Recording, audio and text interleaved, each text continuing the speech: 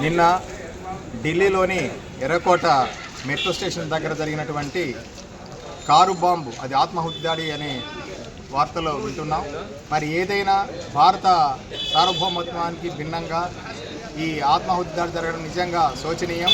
మరి ఈ సందర్భంగా మౌలానా అబ్దుల్ కలాం ఆజాద్ జయంతి రోజున వారికి చనిపోయినటువంటి కుటుంబాలకు నివాళి అర్పించడం నిజంగా దురదృష్టకరమైన సంఘటన అది. మరి ఈరోజు ఈ కార్యక్రమంలో 2 ప్రోగ్రామ్స్, ఒకవైపు మౌలానా అబ్దుల్ కలాం ఆజాద్ యొక్క జయంతి సంతోషాలు జరుపుకున్న సందర్భంలో ఈ విషాదకరమైన సంఘటన కూడా రావడం నిజంగా శోచనీయం. మరి ఖచ్చితంగా ఆగంతకులు ఎవరైనా ఉన్నారంటే వాళ్ళందరినీ ఖచ్చితంగా ప్రభుత్వం అదుపులో తీసుకొని వారి కఠిన చర్యలు తీసుకోవాలని చెప్పేసి మరి లయన్స్ క్లబ్ ఆఫ్ ఖమ్మం తరఫున కోరుతున్నాము.